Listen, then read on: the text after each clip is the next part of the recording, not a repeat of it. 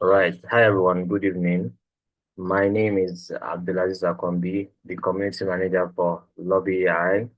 Welcome to another month, April, which should be having another event with Aminat Balogun. And the topic of the workshop is working with APIs as a product manager. So, Amina, please, I want to confirm if you can hear me.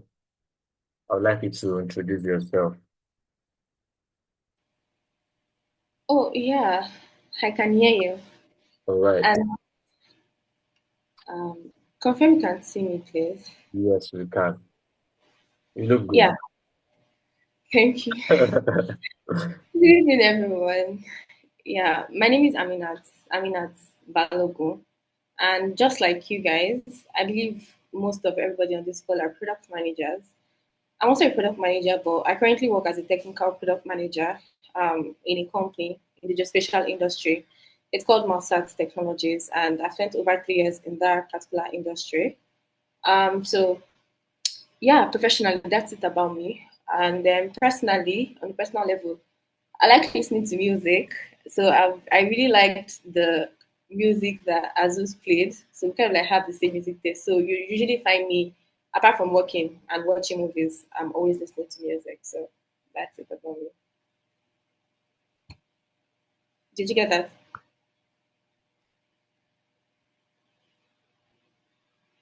Hello. Sorry, I've been actually talking. Yes, we get that. Please, in the comment section, please tell us your name and where you are joining from. After that, I mean, you can get started. I want to invite more people to join the workshop. All right, cool. Yeah, thank you so much. Yeah. Um, Hi everyone.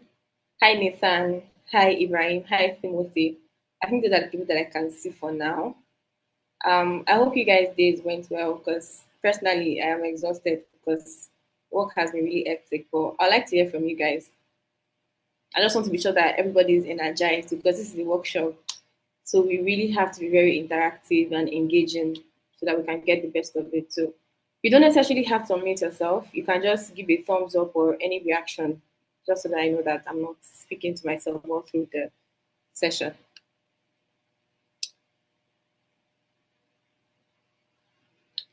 Welcome, Temitayo. Any reaction, please? Okay. I'll just start by sharing my screen, then we can start. But mind you, this workshop requires a lot of interaction. So I'll really encourage everyone to please interact with me while I take this workshop. Uh, Please confirm you guys can see my screen. I won't be able to see your messages, so I would really appreciate someone unmuting themselves to confirm that you can all see my screen. Yeah, we can. All right. Good day, everyone. My name is Aminat, like I mentioned earlier, and today we'll be focusing on how you, as a product manager, can work with APIs in product development, right? So, this call, when I thought about how I really wanted it to go, I decided to ensure that this call is divided into two sessions. So for the first session, I'll really be walking us through understanding APIs, just basically familiarizing ourselves with the whole concept of APIs, the role it plays, and the likes. Then the second part of the session would now focus on the workshop.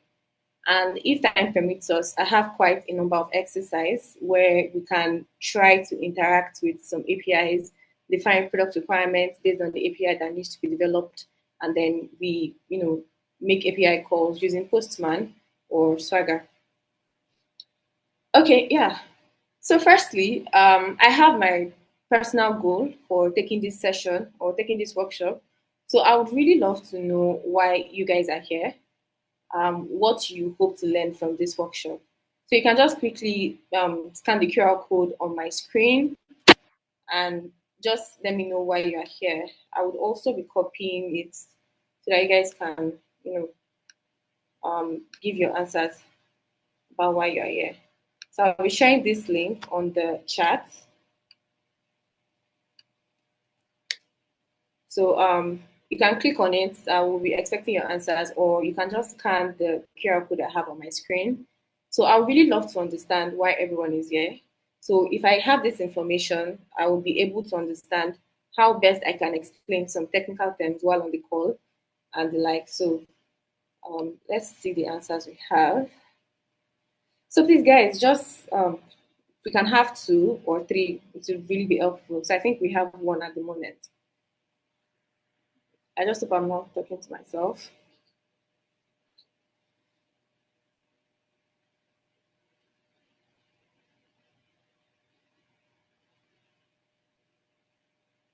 Okay, we have someone currently typing. Please, guys, engage. Two people, two participants, three participants, then we are okay to go. The role of APIs in product management in general. Okay, we'll be discussing about that. So I'll kind of like emphasize more on that when I get to the section. Can we have one more person? So if we have three, then I think we're good to go.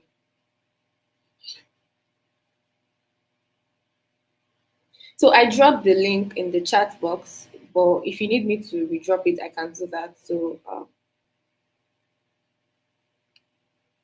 Nathan, Timothy, Jideyama. So let's see how many more we have.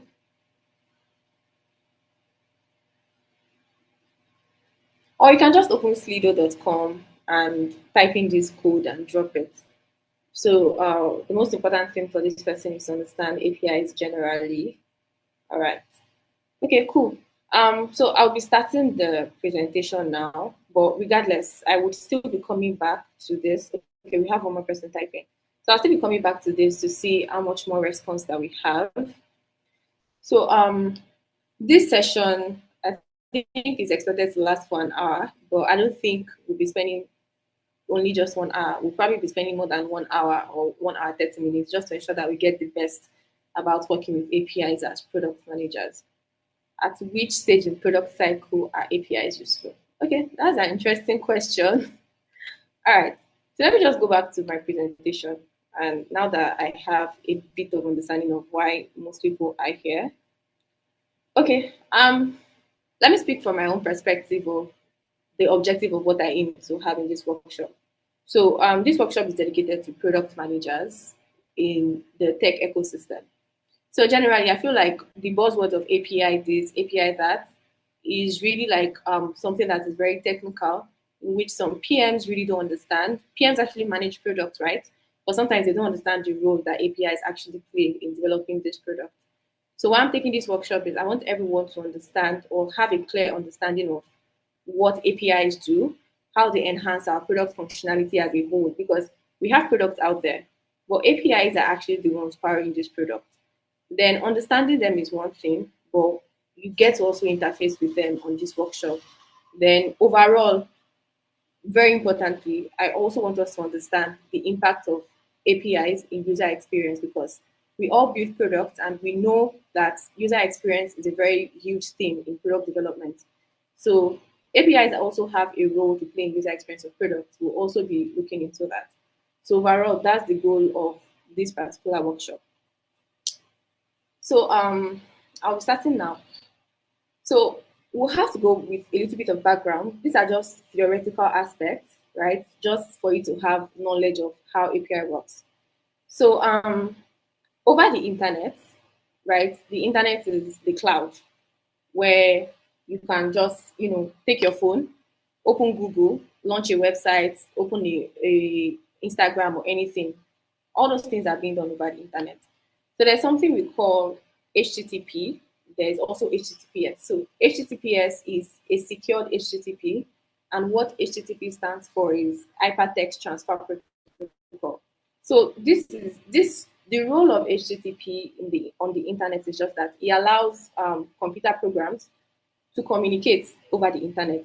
So you taking up your phone and wanting to launch Instagram on your browser or launching a mobile application, that's like a communication with the server, like, oh, I want to launch Facebook on my browser, those kind of like things.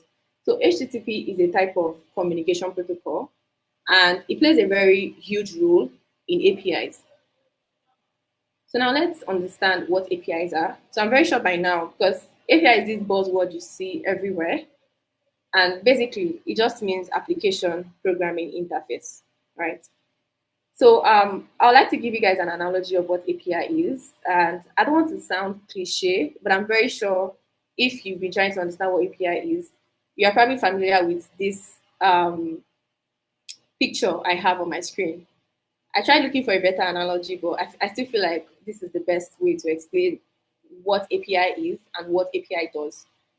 So I'm currently based in Lagos, and say for example, I want to go to a five-star restaurant, like all those restaurants that have limited access that big people go to. So if I enter the restaurant, compared to maybe Chicken Republic and the likes, where I can just go over the counter and get my food, and then now going back to go and sit down on the table and start eating.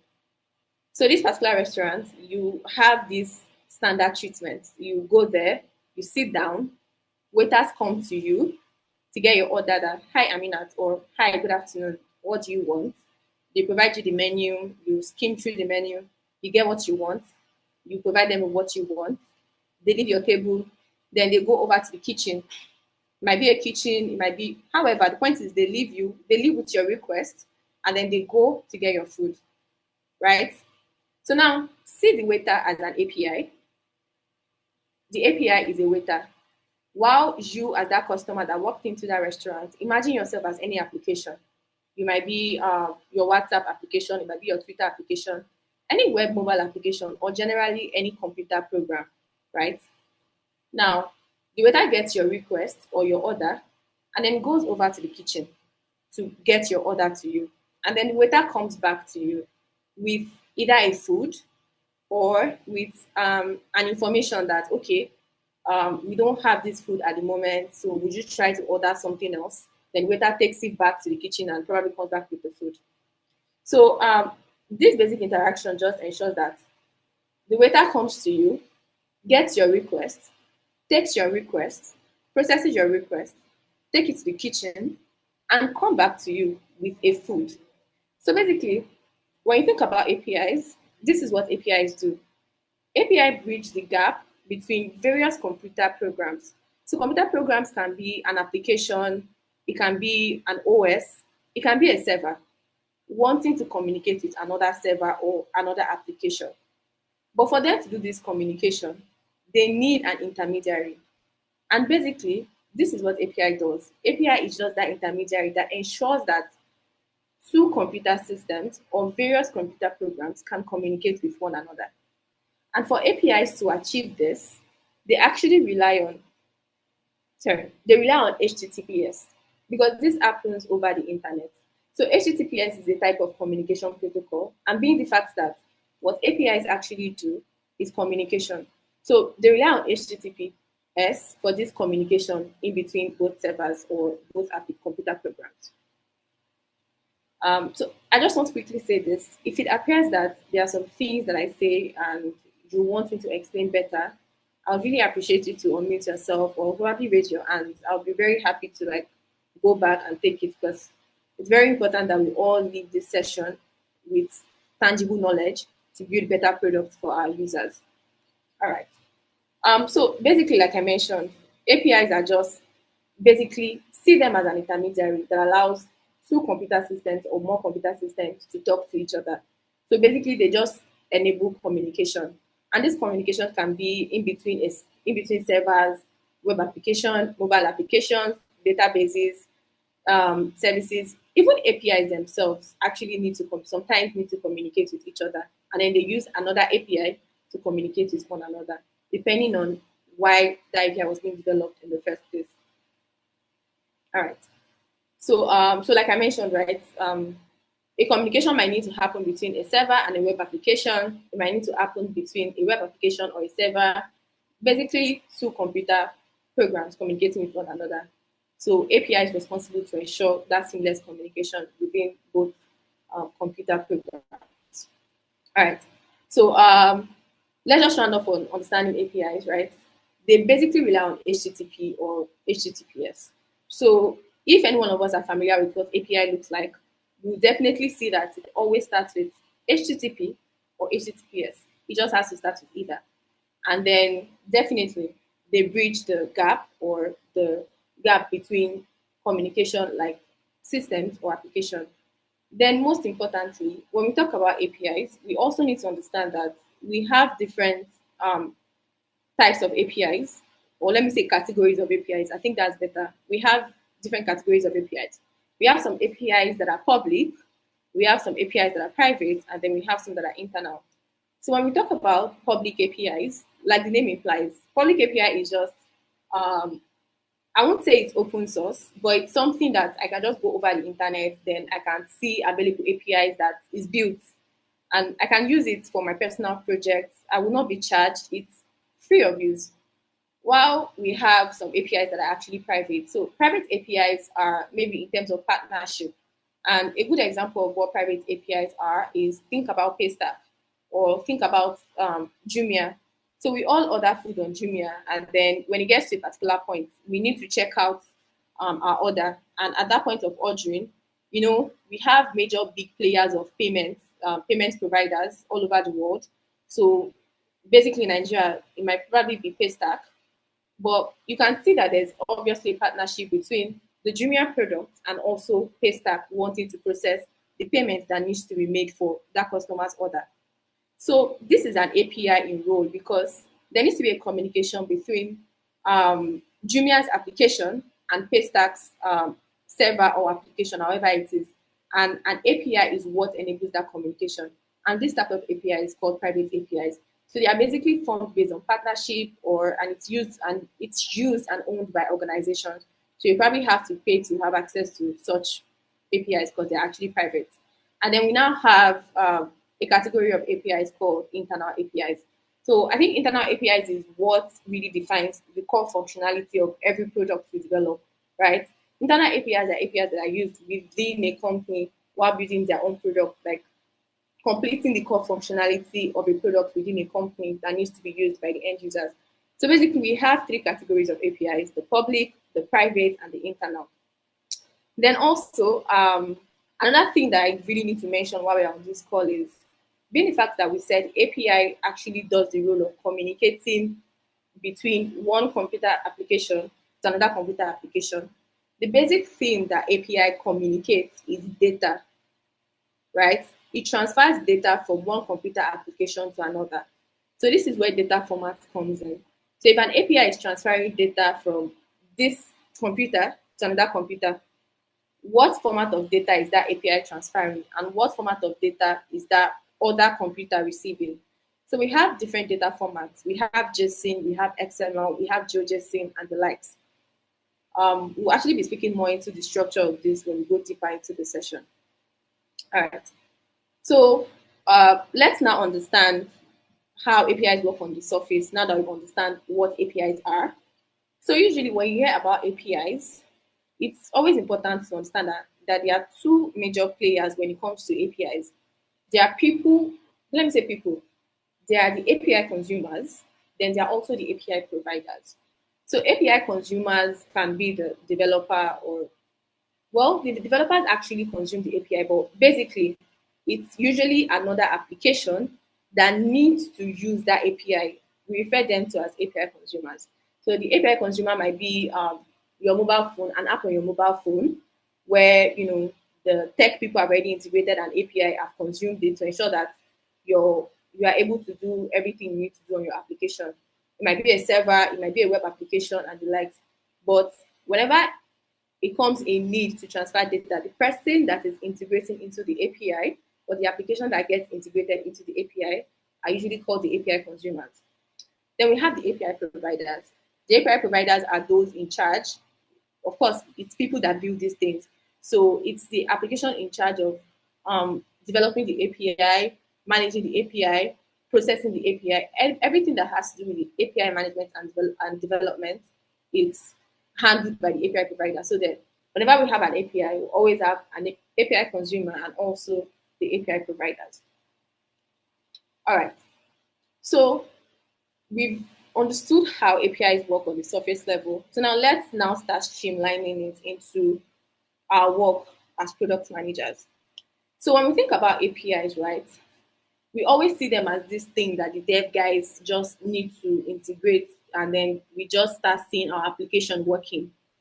But I believe as product managers, wanting to understand how APIs work, we also need to understand that they play a huge role in defining the functionality of our product.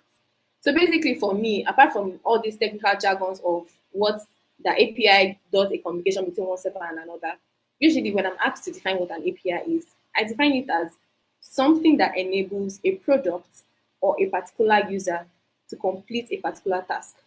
I see APIs as something that users use to complete a task on an application or something that helps us to complete the overall functionality of a product, right?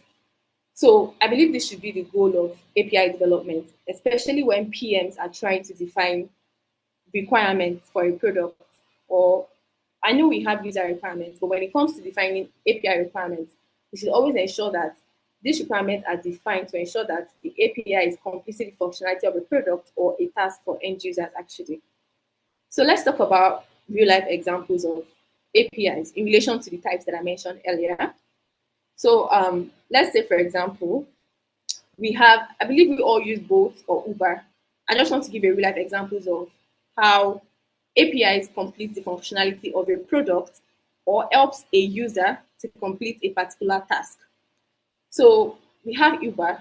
So say, for example, I open my Uber and I want to order a ride from my current location to maybe Aja, right?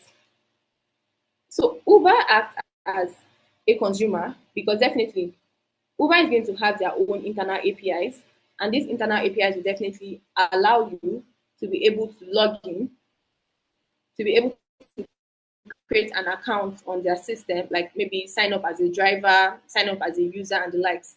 Those kind of like things are actually internal APIs because it's internal to the both team, just to ensure that users can complete a task within their system. If a user wants to sign up, they easily sign up. If they want to sign, they easily sign up. But when it comes to maybe things like I need to see where my driver is at the moment. I need to know if my driver is going to get to me soon. I need to understand the distance, right? I need to monitor my driver. Maybe I need to search for, or maybe I need to input my current location, or I need to input where I want to go to. Definitely, um, this is not a service that is being provided directly by Bolt. It's a service provided by either Google Maps. We have other types of maps actually, map providers. We have OpenStreetMaps and the likes. But the point is, Bolt relies on a third-party API, which is a private API from Google Maps to help their own users to understand probably their current distance to where it is that they are going, or maybe monitor their driver while their driver gets to where they are, or maybe understand how their fare is being calculated and the likes. The whole scenario that I'm trying to paint here is the role in which API development actually plays in ensuring that users complete a particular task, right? Okay. So this is just like a screenshot of how book works, but I believe like I've already spoken to most of this. But just for clarity's sake, so this is a map interface, and this is obviously provided by a third-party API that makes this service available, where you as a user can now see your distance from your pickup and maybe your driver to get to you, or maybe from your current location to wherever it is that you're going.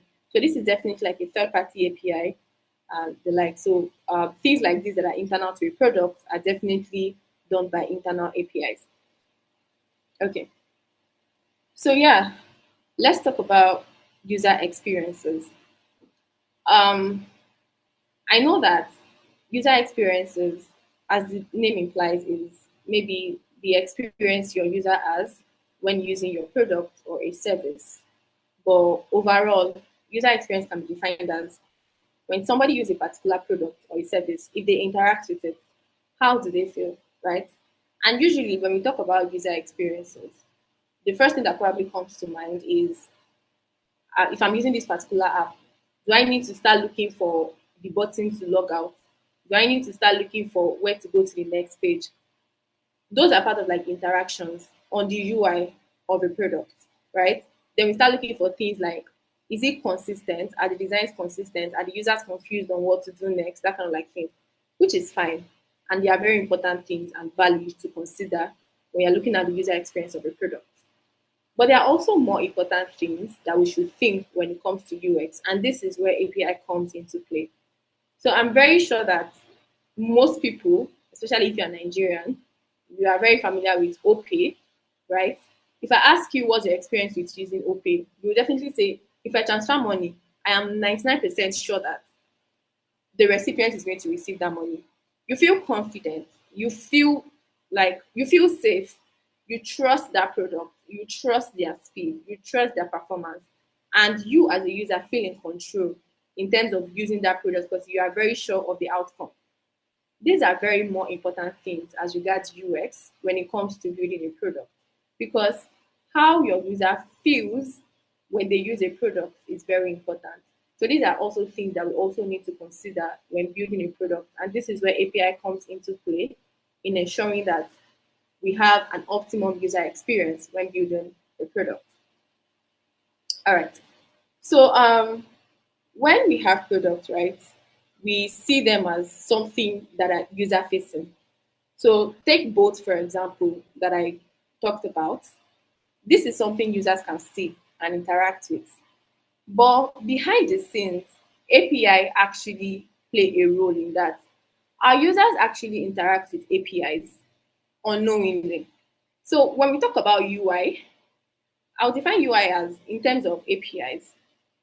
UI just gives like an abstraction in which users can interact with APIs, which is why whenever we are designing APIs or developing APIs, we should have the users in mind because the API will definitely impact the overall user experience. So whenever it is about defining API requirements, designing APIs and the likes, the end goal should be how would the user use this API? Because basically, whatever it is that you're doing on that mobile application, they're actually interacting with APIs only. So whenever we build these APIs, we should always take in mind what task or what would this API help the user to complete or to have. So a very important thing is also whenever we talk about APIs, the first thing that comes to our mind is the developer that is going to integrate it to the API. Those are the API consumers. We always think about how we should be developer friendly. And I think this is usually, especially for private APIs, maybe Paystack has their APIs. They will always want to ensure that, oh, this API is developer friendly so that developer can easily integrate it and they can process their payments. But it's very important that while we ensure that APIs are developer friendly, they should also be user friendly because, like I said, UI is an abstraction of APIs for users. So we're done with the first session, and I've been able to cover the HTTP and HTTPS as communication protocols. And by now, I hope we are all familiar with APIs, understanding them, the categories or types of APIs that we have, and also understanding how API works on the surface level from app interactions, maybe a particular app using an internal API, then maybe integrating into an external API and the likes. So we've also covered that. Then now we kind of like understand or have a bit understanding of the role in which APIs play in user experiences. So if there are any questions at this point, I'm open to answer because after this slide, we are moving into the workshop. So if you have any questions or if there's something else you need me to explain, I'm happy to like quickly go through it and then we can proceed. You have I two hope. questions to answer. You can unmute and talk, or you can type in the comment section. I think most of them are following. If you check the chat section, All right, cool. yeah. So let me just quickly go through other things that we have to have insight about how to utilize as a product manager. All right. Okay.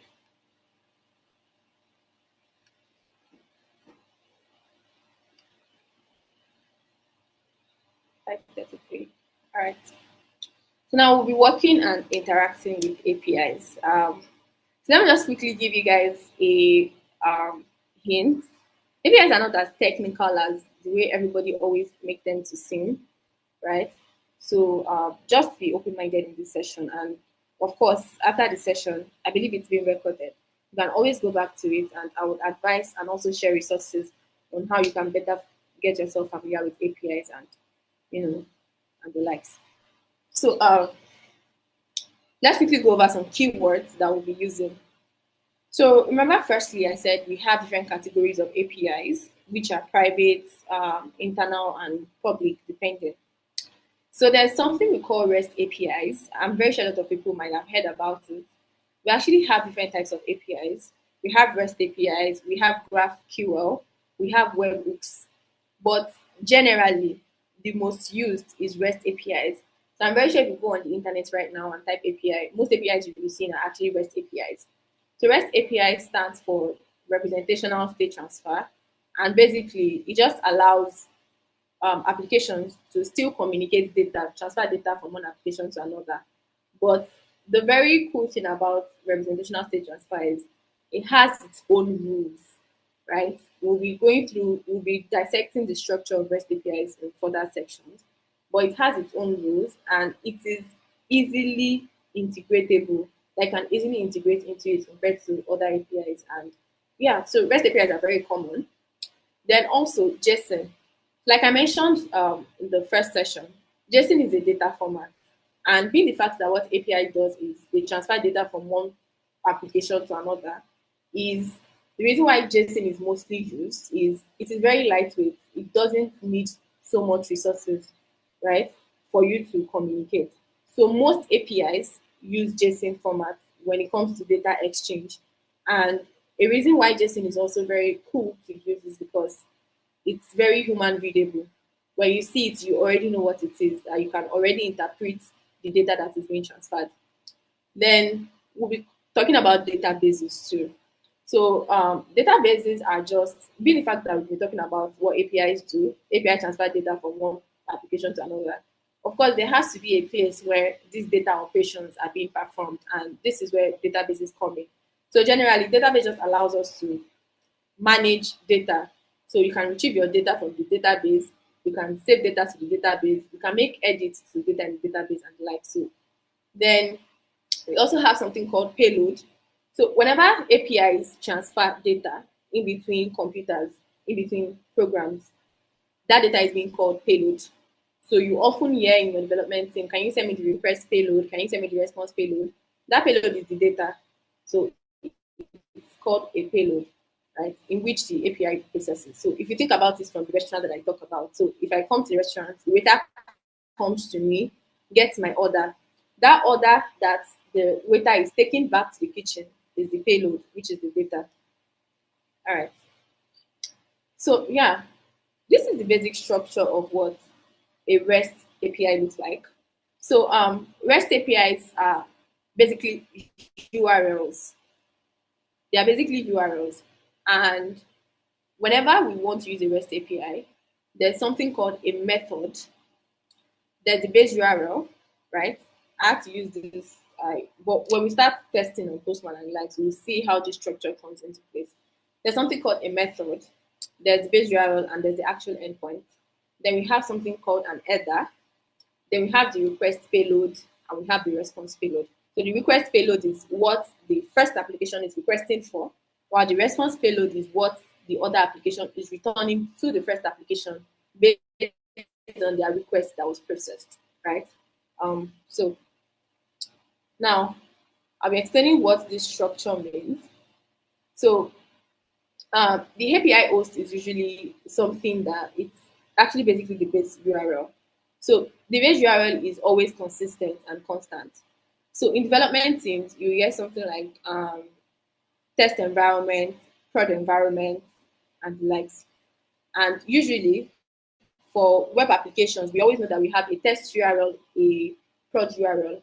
But when it comes to APIs too, we actually have these URLs in which they use. We have a constant one for the test and we have a constant one for the prod. And they are called base URLs. Now the endpoint. So I mentioned earlier that REST APIs are basically URLs. Now that we have the base URL, the endpoint is just like a path. I'm not sure if I can really explain this, but on our PC, if you're looking for a particular file, when you get the file location, there's always a path, like a slash, where maybe slash document slash Aminat, Aminat is the folder, slash the folder name. So endpoints are just like path, a locator, a locator that is being used by API consumers to actually interact with a particular resource from the server. So basically, those are what endpoints are. Just see them as a locator path to find a particular resource in which the API consumer is looking for.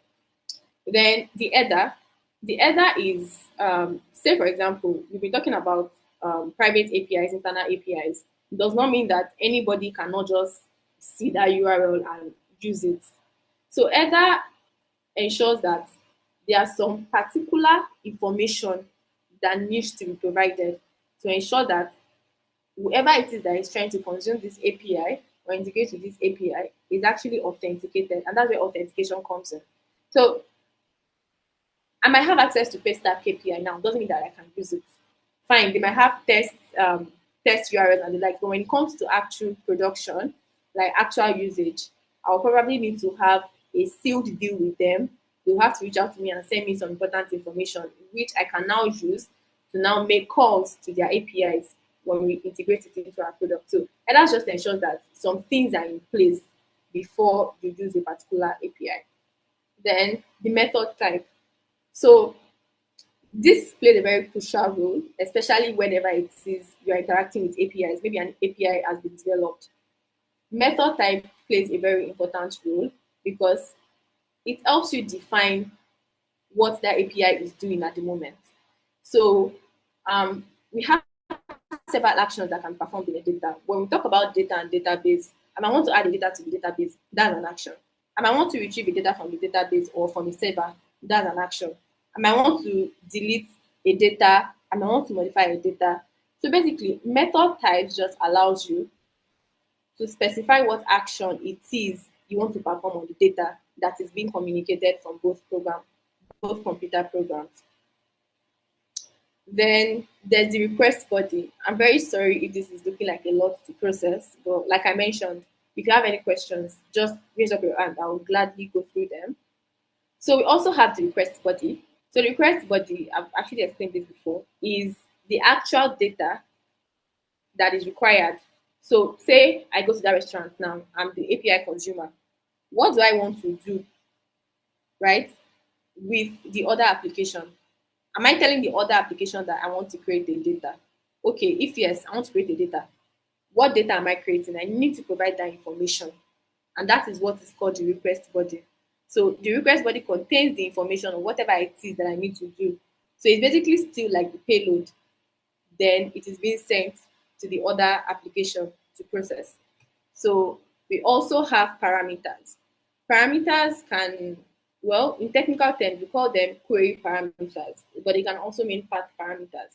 So a very good example of this is, say, I open my Twitter, right, and then Twitter, I go to my feeds. I don't know if they call it feeds. I go to my feeds, right? Then I'm expecting to see just my posts or posts that have been posted. Mind you, Twitter would have their own huge database that contains a lot of data. Maybe my own post, Abdulaziz post, Nathan's post, or maybe everybody that has a Twitter account that has posted, they have that in their DB. But I'm logging in as Aminat. I'm viewing my own Twitter feed, meaning I am only interested in posts that I've posted and posts that I've reposted. That's what I'm expecting in my personal feed. So this is like a query that is being run underneath. Like I mentioned, UI is an abstraction of users interacting with APIs. So these particular queries need to be provided to the APIs to ensure that Aminat only sees what concerns her on her personal feed that shows all her posts, right? So moving on to the response and status codes. So response is after I make a request, which is the request body, to the other server or the other computer application, I'm expecting a response. So that response comes back with something called status codes. We have various status codes. We have status codes that are just a representation of you to know the status of, it sounds redundant, but it's basically for you to know the status of your request. Was my request successful? I tried to create a data. Let's say for a user, I tried to create an account on Twitter. Twitter lets you know that your account has been created successfully. But On API consumer part, they are returned as codes, right? 200 basically always mean whatever your request is, it's successful. While 400 always means, actually there are more than three because we have just three on my screen, but anything 200, we have 200, we have 201 and the likes, but anything basically 200 just means success, right? While 400 probably means there's something wrong with that your request. Maybe your request was not, you did not structure your request properly, because remember I showed you what a request looks like, what an API request looks like. So if you are getting something like 400 when you try to use an API, you definitely have to look at what your request looks like and you have to fix it, right? You also have like 500 error. So 500 is basically not your fault. Whenever you have anything like 500, 501, 505, it's basically something that has to do with the server, that is the API provider. All right. So now let's look at what APIs actually really look like. So this is the base URL, an API base URL. You can see that it starts with HTTPS, but actually sometimes engineers use IP address. So this is what the base URL looks like. And this is the endpoint, the actual endpoint. So the API is basically a combination of the base URL and the endpoint. So if you can see now, I have this endpoint is slash users. So slash users means definitely something that has to do with users, maybe users information. And this is where databases comes in, right? So if I have a DB can have several tables, and these tables store related information. So a table might have full name, first name, last name, phone number, and that table is obviously a user information table. So when APIs are being developed, if you have anything like slash users, right, they always ensure to use a very intuitive naming for you to understand basically what the API does. So me saying this now, I know it has to do with something about users, right? So I can interact with the DB with an API. I can retrieve data. I can retrieve a user's data if I want. I can create a new user. I can get a particular user's information and that kind of thing. So rows and columns. So like I mentioned, right, on a DB level, we have tables, and you can have more than one table in a DB. And when you think about tables, tables have rows and they also have columns, in which each column contains a particular information, right? So you can see my screen, we have the first name, the middle name, last name, and the likes. And I already showed you guys what a JSON format looks like. So let's try and understand the relationship between this table and this JSON format. So JSON formats are called key and value, where the name of a column is called a key, and the value of a column, a particular value, is called the value. So in a DB, right, data is being stored in rows and columns. But whenever that data is being processed within both applications, it is being processed as JSON. So you might want to be trying to say that, okay, why do I need this information? It's needed because you need to understand that on your DB, this is how it is being saved. But when you are reading it, because not everybody will have access to the DB actually, but when you are reading it, you need to understand that data. So now, basically, if you look at this JSON now, it's providing me with a particular record. So I don't know if I can highlight. Sorry, it's providing me with a particular record. So this first object, like user ID, first name, middle name, represents this first row. You can see that they correspond. It's providing me with the column name, the value, which is the key and the value, and then for the second record. So basically, this is just the relationship between rows and columns and JSON, and also in between the database and the applications that are actually making a request. So now let's talk about the basic operations in APIs, and this is where the method of REST API comes in. So if I have an app now, right, I want to create an account. Creating an account means I'm providing a data. Creating an account is an operation. So API use cases in REST APIs are called CRUD.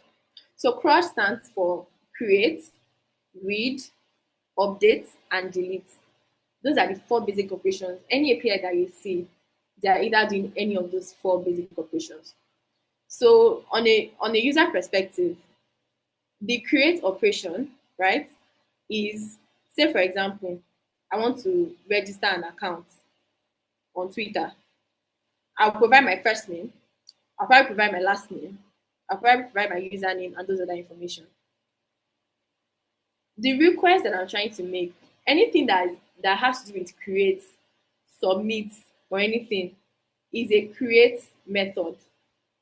If you can remember, I mentioned REST APIs have something called method, right? So anything that requires a user to submit an information, submitting can be in terms of registering, logging in. As far as they are typing in data, it is a post request, right? So a post request entirely just creates a data for a user and communicates that data to the other applications that needs it. Create can also mean maybe I'm inputting my card details on a payment gateway. As long as I am submitting an information, that's a post request. Then we have a read operation. So anything that has to do with you are fetching a data, like a data that you can just see on your screen. You are not the one inputting it, but when you launch your screen, you are seeing it, or when you click a button, data is being returned to you. That's a read operation, and the method is a get request. A get request. So we might want to be jotting this down because we'll need this information when we go through the exercise that I have. Now, when it comes to updates operations is that data exists, but maybe I want to just modify it. I just want to make changes or anything. It might be on a user level, it might be maybe I want to update my profile information, or maybe I posted something, I want to edit it and save it, and then it shows the recent edit that I make. So any operation that has to do with a data exists before, but there is a change to it, we use a put method. That means that API is a put request or a patch request. It basically just depends. So yeah, so I can see a reward example means maybe you want to change your email address on a website, that kind of thing. Basically just means something exists and you're making a change to that thing. That's when we use put requests for APIs. Then we also have delete operation. So the delete operation just ensures that you are able to delete that data has to exist before you delete it. So I might have an account with Twitter and I feel like I don't want to use Twitter anymore. I can initiate a delete, right? So the method is also delete. So anything that has to do with removing a data is a delete request or a delete method. So this is where we now start getting our hands on in terms of product development. So somebody asked a question about what role, where does API comes in terms of managing a product. I'm not sure if I get that question, but where API comes in a product life cycle, when you think about product life cycle, you have the conceptualization stage. So conceptualization is you are ideating, you are thinking of the best way to solve a particular problem, then you start doing your research, your market research and the likes. API usually comes into play in product development when you are very sure who your users are, you are very sure who you are building for. Because when you have answers to these questions, it makes you start understanding where APIs comes in. Maybe I need to use an internal API. Maybe I need to use a private API that's to partner with another company, or maybe I can just use a public API for now. So API comes in the product development when it comes to product life cycles, right? So whenever we are designing APIs, to ensure that the user is had in mind, before we even develop APIs, we have to design them, not like a mental design or anything. There's something we call system design. So before we start developing APIs, we need to actually design them and also define them. But usually, this is usually I feel like in most productions, depends. It's usually maybe between the engineering manager and the couple of the software engineers and the likes. But we should start defining APIs based on the end user that is going to use it. Because earlier this session, I mentioned that whenever we are designing or developing API, the end user should be the one in mind, being the fact that what is this API helping them to achieve? So if we have a product that is probably used, it might be a developer's product, which is probably like GitHub. It might be just a normal user product, an internal administration product. The point is, whenever we are designing an API, firstly, ensure you define that your end user. Then when you define who your end user is, say for example, sorry, I'm always using Twitter. Let me use another example. Um, let's say, okay, let's say LinkedIn. So LinkedIn is always used by professionals. You rarely see a market woman on LinkedIn or having a LinkedIn account, right? So that's our end user in this scenario. The next thing you need to do is to define the task or the end goal that a particular user might want to do at a particular moment. So define your clear purpose. Then understand what the user would definitely be using that API to accomplish, right? Then have a clear user flow in which now you're not defining the API yet. This is still you understanding the user because this information are what will be important in the terms of defining the API requirements. So I will always advise to have a user flow in which users can accomplish a particular task. So maybe if I want to do anything on LinkedIn, if I can do anything on LinkedIn, I have to have an account first, right? If I have an account, what's the next thing? I need to be logged in on LinkedIn first. If I'm not logged in, I cannot access the basic functionalities of LinkedIn. So have a clear user flow. Maybe the end goal at this point is I want to search for a company, or maybe I want to search for a job. The end goal of that user at that point is to search for a job. So define the task and also have a clear user flow on how users can achieve that task. Then the next thing is model architecture. So in API development, there are a lot of dependencies and a lot of relationships that comes into play. So let me just quickly um, share this while we're on the call. Please confirm that I can see that I'm on another tab. I just want to get this Yes, we can see it. engaging. Okay, cool. Let me just okay. Let me give you the mobile app.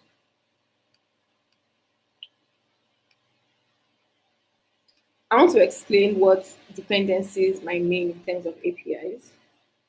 So, say for example, this is an app. Let me make another screen.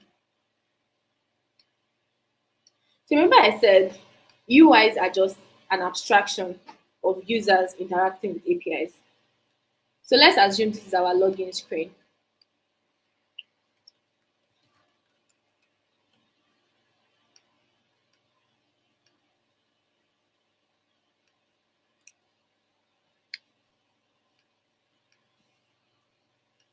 Let's say this is our home page. All right. So this is the app, right? So let's say we have a server somewhere. Oh, I forgot to write about that.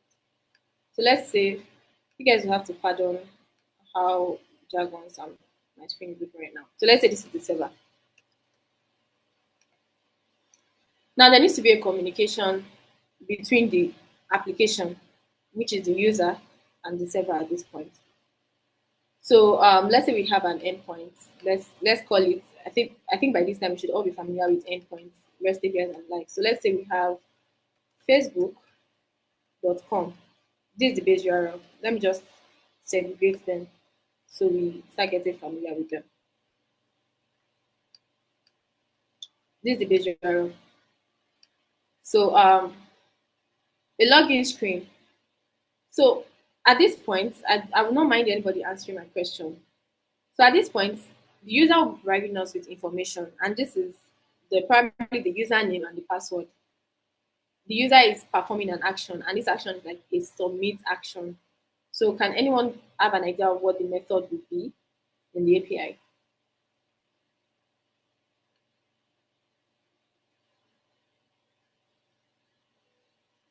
And you can unmute yourself.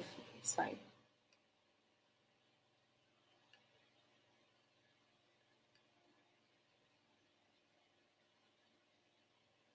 Okay. Um, so this would be a post request. So I'll just walk through over it again. Anything that requires a user providing information, as long as they are providing it, right? It's a post request, right? So as a user, if I want to log in, I'll definitely need to provide my username and my password. So this would be a post request, and it will definitely have the base URL, and the structure will probably be something like the endpoint will be something like slash. Remember, endpoint is slash after the base URL. There's slash. Maybe this is an authentication. It will probably be named slash login or maybe slash auth. But let's use slash login here. Now, at this point, if I log in, what am I expecting to see when I log in on my app, on the Facebook app, the home page? So I think the home page of Facebook, it gives you something like your profile picture here. It also gives you, let's say maybe it has something like welcome Aminat. Basically, a few information about you as that user. We're going to identify the dependencies at this point. So this is my profile picture. Then we'll definitely have something like maybe the post, the first post, the second post, the third post, and the likes, right? So remember when APIs communicate with one another, you have to provide a request body that needs to be processed. Then the other application will provide you with a response body. So this response body also comes with information. So let's say I log in now. I provide my request with username Minat. Let's say username Minat, password lobby AI as my request body. And then the API just returns login successful. Let's say my response body is right. The status, let's say the status is 200. Then the other thing it returns to me is, let's say a message, um, login successful, right? So this is the request, the response payload, and let's just assume this is the request payload. We'll be interacting with this on with Postman soon. I have some public APIs that we'll go through together. So now, once I'm able to log in, the application has authenticated me. I'm expecting to see data on my screen, right? And this particular operation means I am fetching data. I'm fetching the post. I'm fetching this welcome Aminat. I am fetching this my profile picture that is blank, basically. But now the API consumer doesn't understand, because for you to fetch something, you need a request. And for that your request to be processed, you need to provide some key essential information to ensure that you provide the right thing. So if I just log in now and I'm seeing maybe some unrelated posts from other people's personal accounts, right? That is because probably the API is just returning some unrelated information. This is an interdependency because we want to ensure that this welcome Aminat is not saying welcome Azuz. It's not showing another person's profile picture. It's showing the right thing that Aminat is expected to have. Now, what's expected for a request body to actually still provide in this situation is I'll probably need to have Aminat's user ID as part of my response body if this request is successful. So, permit these jargons, right? Now, in this situation, this is an interdependency, right? If I have this user ID, it's easier for me as an API consumer to be able to fetch information about Aminat's profile picture and the post and the likes to show on our screen, right? So we'll probably have an API. So the API that performs this operation is a get API, a get method. So it will probably start with a get, the base URL, and also the endpoint URL. So basically, this is a way of identifying independencies just to ensure that you don't waste users' time. You don't take so much time to process, because what this means is if we don't have a user ID at this point, the user will probably not see anything on their screen, or you'll be required to start providing a maybe something to ensure that we are able to fetch the appropriate record that they are supposed to have on their screen at the moment. So we should also ensure to always have or understand what dependencies we might have and the relationship. Then we can now start developing and integrating. Yeah, cool. So we'll be using Postman to test some APIs. So I tried to get some public APIs. So we'll be using public APIs basically because I'm not a developer. I cannot start building APIs from scratch, and I don't have partnership with Paystack or some private APIs. So I really tried my best to get an API collection that has a full product functionality, like create an account, sign in, sign out, log in, those kind of like things. But I wasn't able to get that. So we had to use Open Weather API. And Open Weather, just like the name implies, it's a public API which anybody can act as an API consumer and use. So let's just think about this as a product person. So let's say we want to build a weather application, and basically the weather application is expected to just provide the users just weather information. Of course, it has to be of a particular location, right? So what are the dependencies of this API in terms of the user, right? If we want to have a weather application that provides us with weather information, it's very important for us to provide location of interest. And this can be a user might want to see the weather location of their current location, or maybe another place, maybe Ogun State, Ilori State, or just basically the US. So these are actions that a user would want to perform when it comes to like the weather application, at least for now, based on what I've been able to define. So I created these user stories. So as a user, I want to see the current weather for my location. Immediately I open the app. I mean, that's like a default expectation, right? I want to see the current weather of my location. If I'm not interested, I can maybe provide another location and get the weather information of that location and choose a date. So now so I'll be opening Postman. So basically, right, whenever APIs are being developed, we have open API. It's called Swagger. So most development teams use Swagger. We can actually interface with Swagger, but for the purpose of testing, I'll just be using Postman. And the reason why I'm using Postman is so that we can. I feel like if you use Swagger for basic foundation understanding, you will not really understand how to interact with APIs, right? So Postman, based on the structure that I provided earlier, that I gave the request type, this is it. I gave the base URL, the endpoint, the authorization, the header, the body, and the likes. So I feel like Postman is the best tool, especially when you're just starting out to test APIs.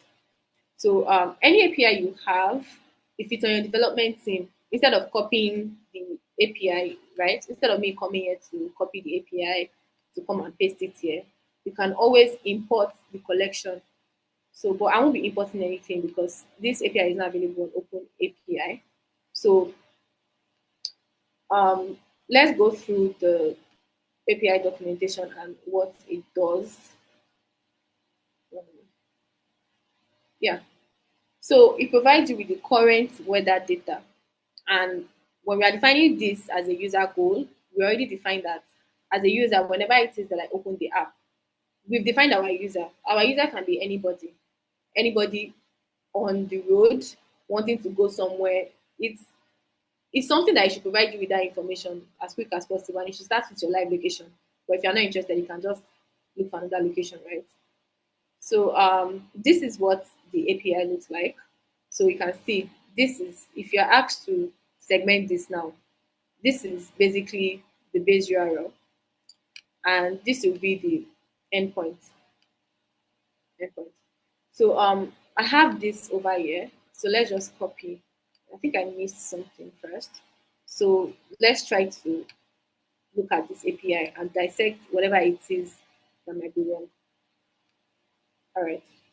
So this first user story says, as a user, I want to see the current weather for my location whenever I open the app.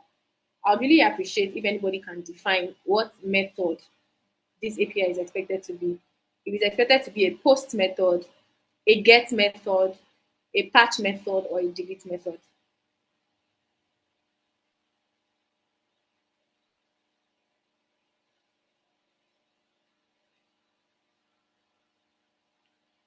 I hope I've not just been talking to myself.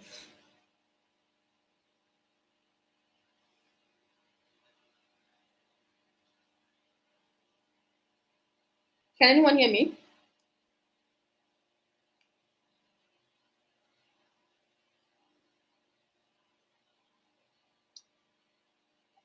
Okay. I'm not sure. Yeah, it will be a get method. Thank you. Where was I? Yeah, it will be a get method. So yeah.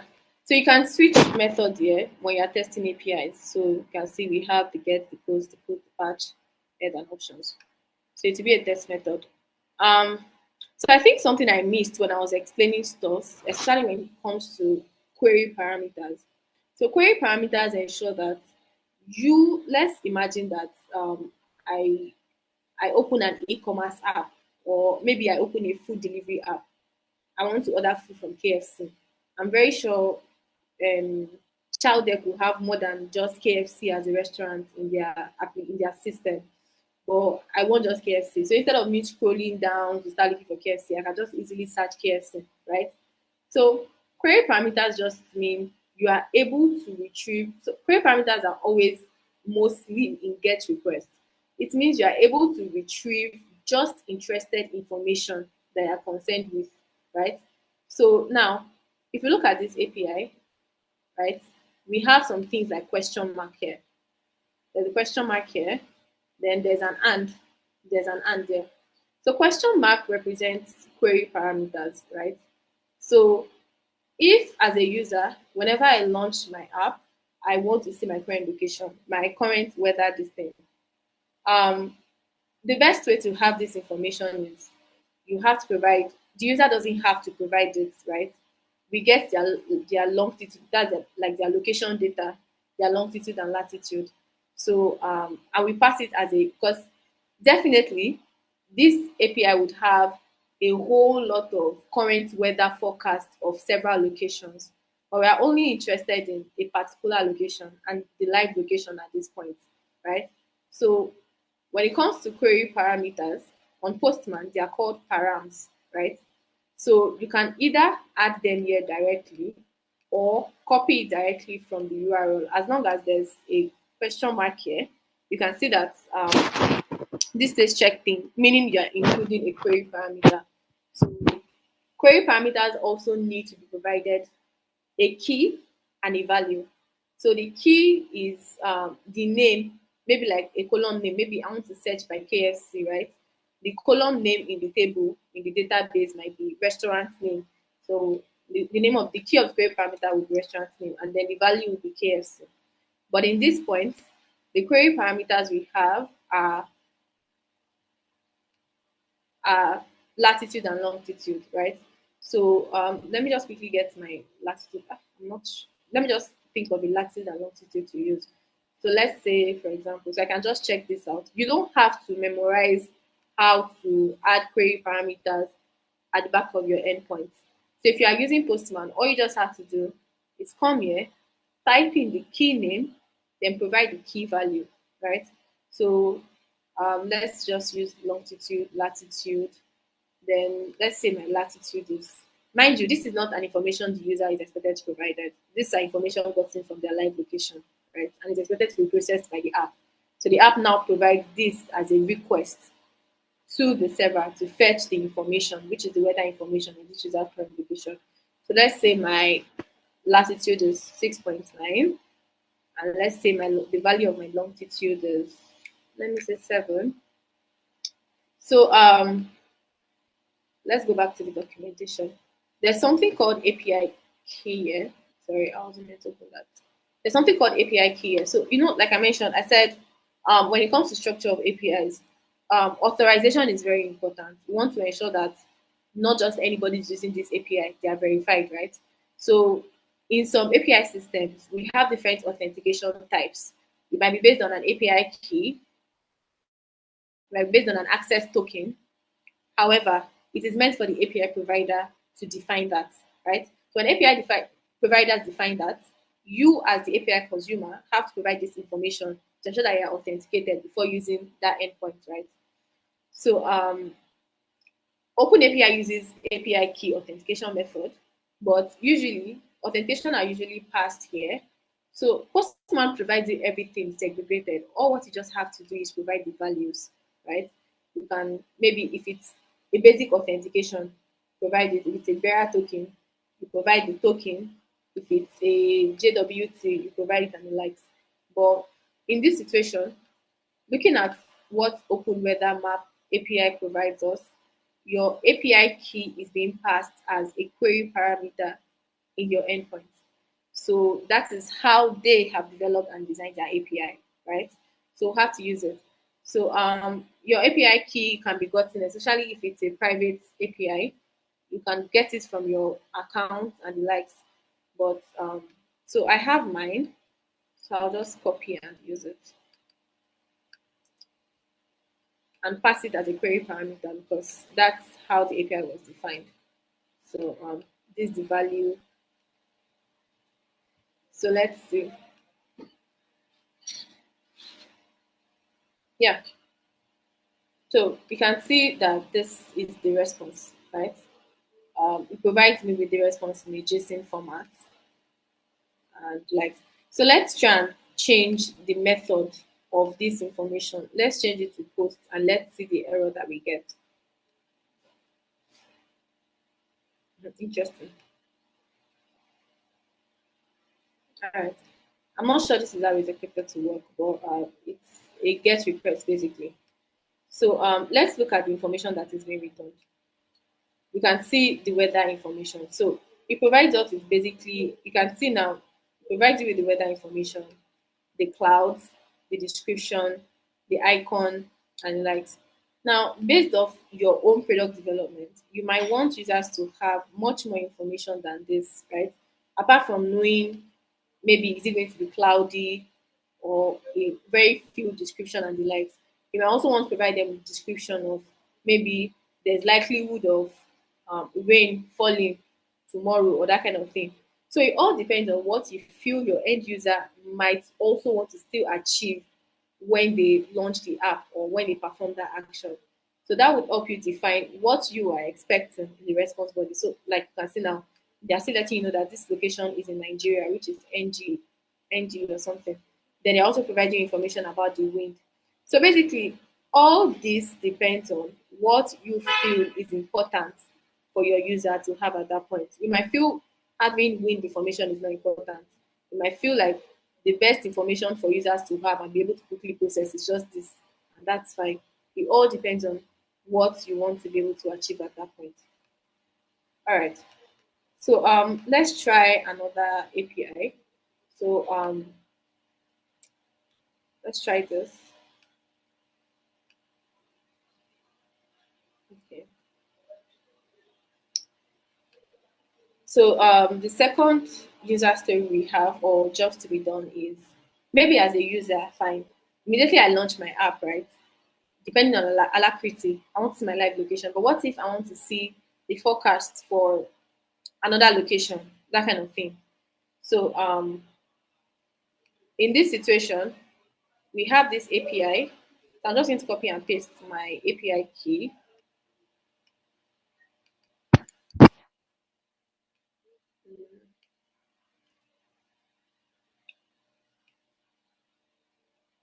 So thankfully, we have some key names and the value is descriptive enough for us to understand what is needed.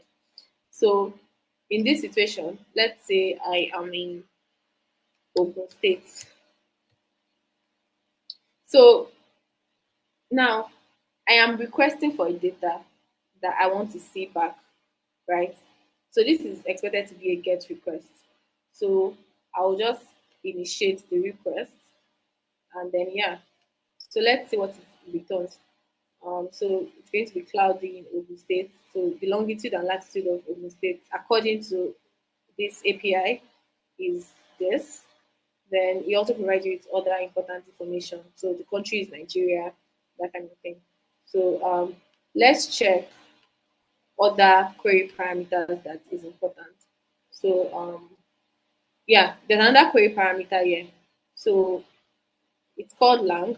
And looking at it, it says you can use lang parameter to get the output in your language. Okay, so let's try that out.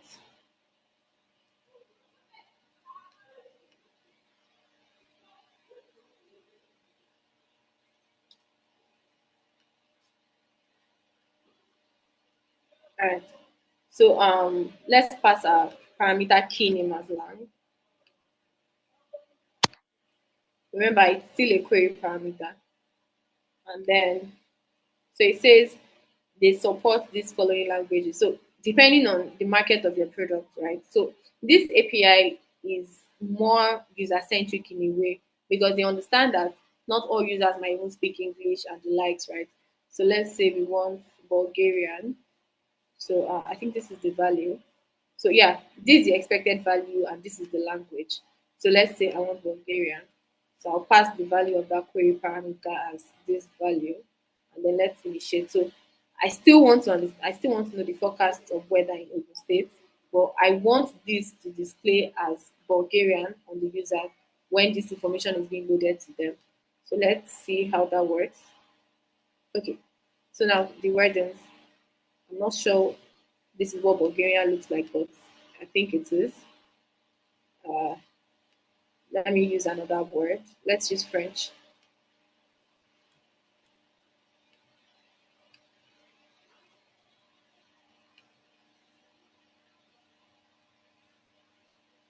Okay. Okay, let's see if there's Yoruba here. Okay, I'm not sure we have Yoruba here. But yeah. So basically, now we understand. We've tried to use a public API, checked it out.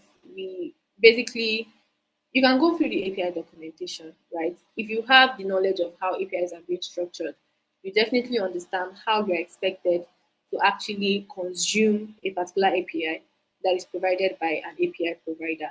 And if it's an internal API that you're building, you should be able to understand how to ensure that that API is doing the right thing on behalf of the user, right?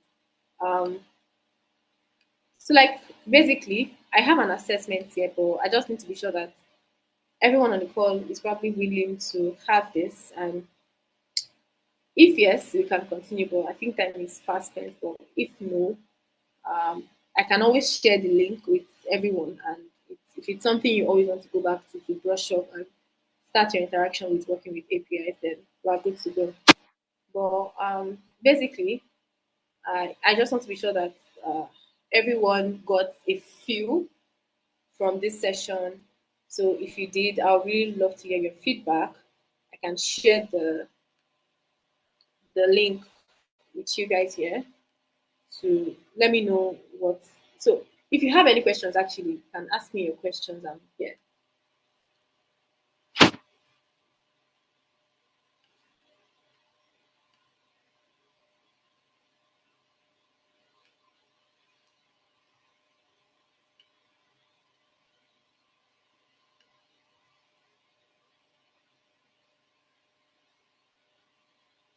Hello, everyone. Okay, I want to be sure if we're going to go with the exercise or not. And if not, let me hear your feedback about the session, what your key takeaway is, your thoughts. If there's any question that you have, willing to shed up more light on it. So let's see if anyone has any question.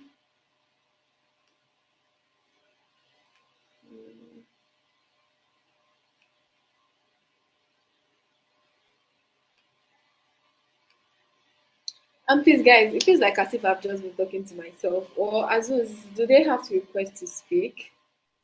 I actually don't know. I think everybody can speak. Oh, I'm still asking some people to unmute. Please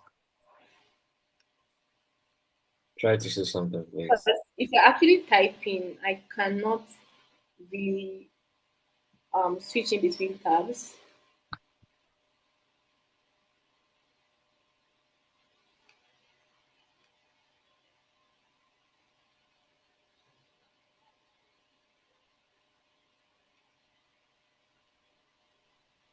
Hello.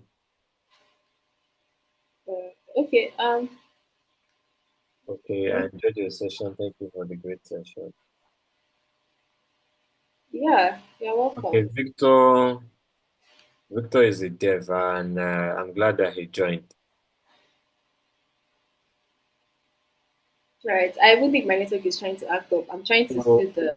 I don't know if Victor, if you want Hello, to, you can hello, just hello, type good so that evening.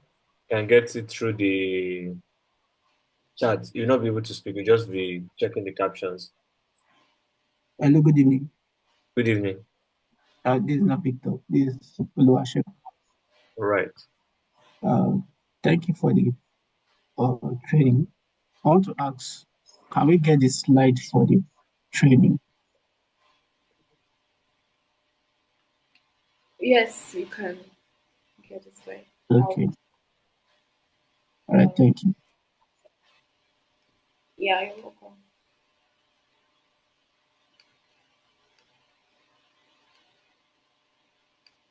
Okay. Here's the slide. All right. As is, I think that will be all. All right. So I don't know if other people have some question, feedback. Even if you want to appreciate the speaker, please kindly type it or you can unmute your mic and talk.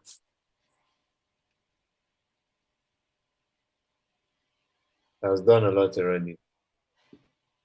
Someone said she's unable to unmute. I don't know. Okay, let me. Anyways,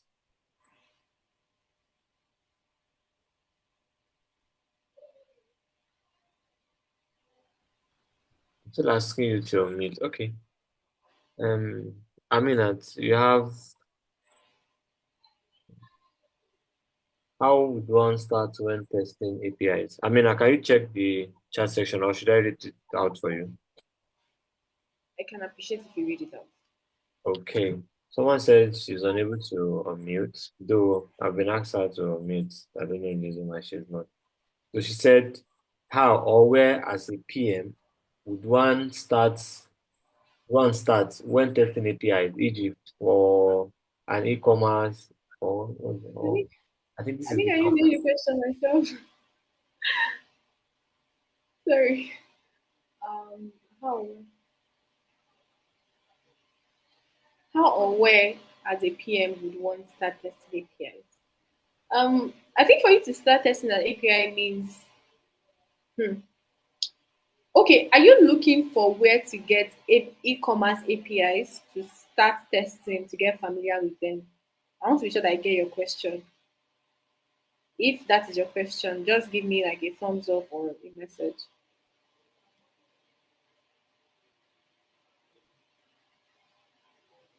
Okay. If what you're trying to understand is where you can get any APIs about e-commerce system to test, um, try Rapid APIs.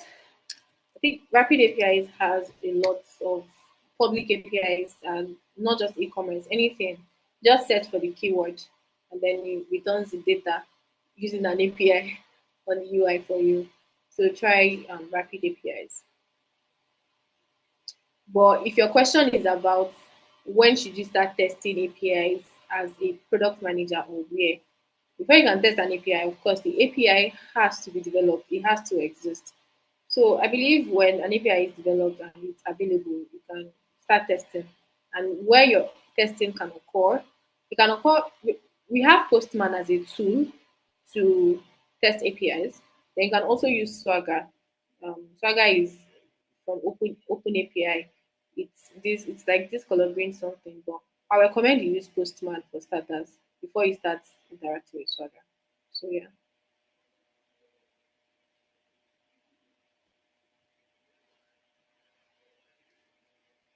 I hope I answered the question.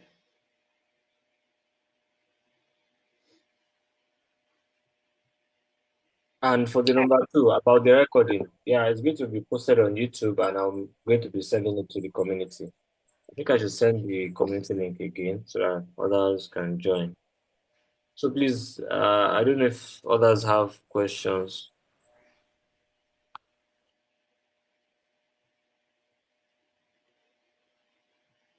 Insomnia. So someone dropped a suggestion about Insomnia, which is an API testing platform. I've not heard about it, but I think I'll definitely check it out so you can also try it out. But generally, this one is the widely used one. So, as is over to you.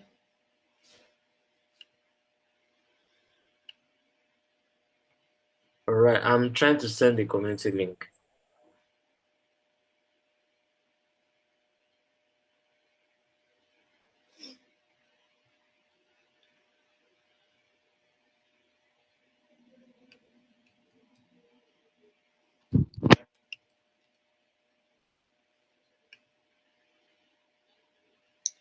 So for those that are interested for product managers, I have an article that I wrote, understanding because this is still like scratching the surface level of how API works.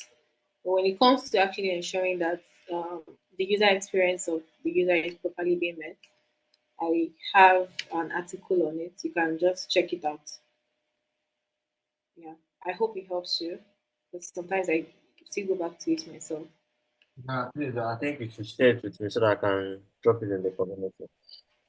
Yeah, I just dropped it. Yeah, and please, guys, we're nominated for an award. We'd like you to help us vote API. Sorry, what is it? Vote Lobby AI as the best new community. So I'm going to be dropping it in the community. So please, when you see the link, just vote.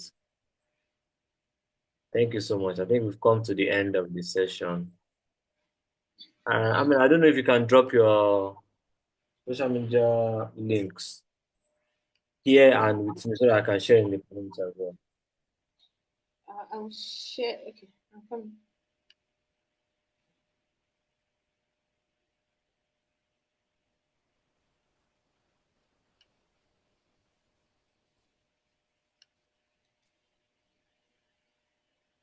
Okay, I think this is better. Oh, I've been sending everything in direct message. Are you